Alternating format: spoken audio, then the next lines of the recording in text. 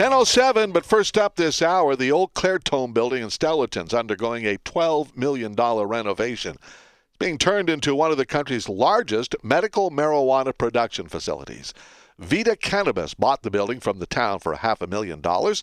And on the phone with us now is the man behind the company. His name is Greg Wilson. Mr. Wilson, good morning to you. Good morning. How are things today, sir? Oh, fantastic. Thanks very much. Well, thank you for joining us here this morning. Tell me why it is you're into this business here. This is, $12 million plus the $500,000 you paid for the building. I got to think that you're thinking that there's a good return on that investment coming down the road sometime. Absolutely. We're very excited about the potential for the market from an investment point of view, and also the potential to help patients which rely on medical marijuana for a number of ailments. But correct me if I'm wrong, but you have yet to get a license from Health Canada to sell this stuff? That's right. We've applied, and we're currently in the process. But you've got to be thinking that you're a cinch to get one then if you're spending all of this money on this plant.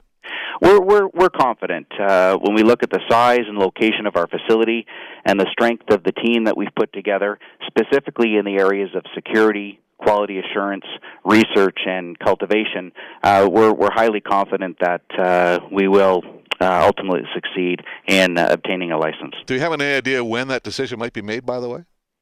That's tough. Timing is subject, of course, to a government agency that we're working with that has received over 1,000 applications to date. So the timing issue is tough, but again, we are confident that ultimately we will receive a license. So why the Clairtone building? Why Stellarton and why the Clairtone building? Well, the Clairtone building has a size and scale of over 300,000 square feet, and given our understanding and prospects for how we think this industry will grow over the next 5 to 10 years, we wanted to build a building that would give us, again, the size and scale to be able to grow into what we see as a large developing market. And why Stellarton? We've been welcomed by the town, the mayor, the local chamber of commerce, local business people, and the community at large. We've been welcomed very warmly, and people are thrilled about us coming and the jobs that we plan to bring. Has that been the case in other communities? I mean, are all communities as anxious as Stellarton is to welcome your company? I can't speak for other communities. I know that there has been opposition in some across the country, but again, we've been welcomed very, very warmly with open arms and from the town of Stellarton, and they provided assistance for us. That's been very valuable in helping us get to the point we're at right now. Yeah.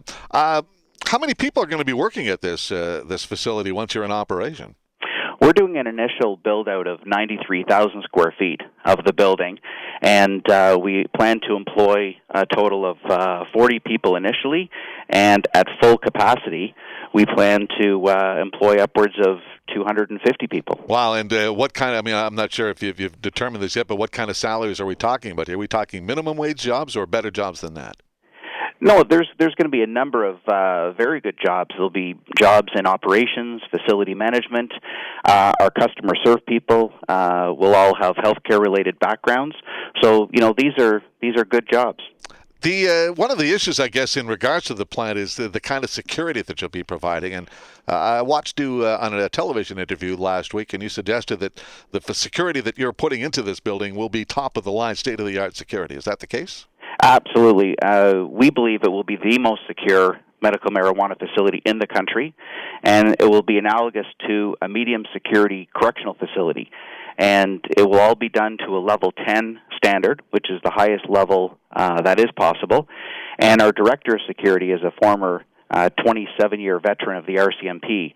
And so, again, we're very confident from a security point of view that we will exceed Health Canada standards. Does that mean that we'll see armed guards, for example, patrolling the facility?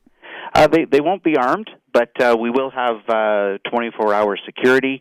There'll be night vision cameras, thermal imaging on the roof, biometrics inside to control access, perimeter fence that's 3 meters high with barbed wire dug 2 feet down into the ground. So a very, very extensive security protocol. And that, how much of that is required by Health Canada, and how much of that is extra that you put into this? Health Canada dictates a minimum level 6 or 7, depending on the region that you're operating.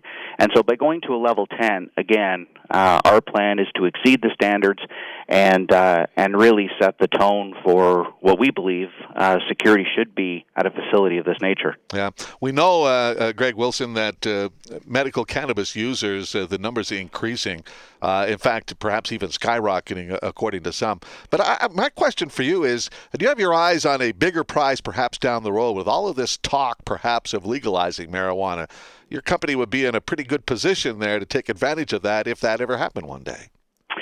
Well, our plans right now are really based on what is legally compliant, and that is medical marijuana. And we've built our business with a real research focus and a science-based approach to building a facility that will produce medical, pharmaceutical-grade medical marijuana. So we believe there's a very viable business with medical marijuana, and if the rules change, then we will be in a position to take advantage of that. Sure. To your point, do you have any personal views on that matter?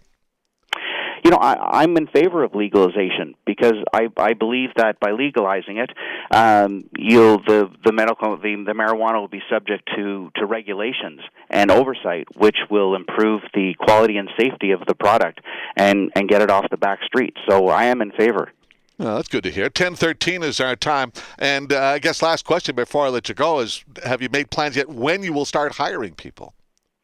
We're hoping to start hiring people in November of this year, but again, we'd like to get a little more clarity on timing issue in terms of where we are with Health Canada.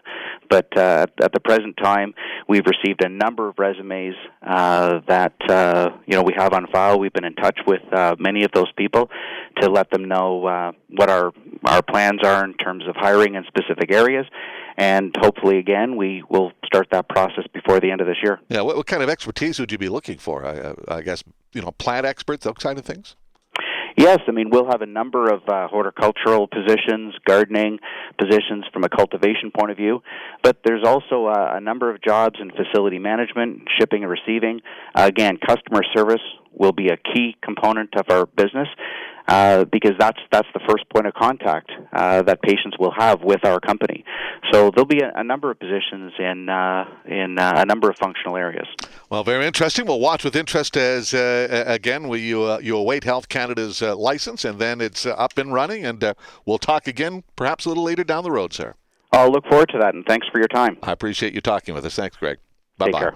That's Greg Wilson, and he is the head of Vita Cannabis, the company that is renovating the old Clairtone building in Stellarton to the tune of $12 million as they prepare to begin a medical marijuana production.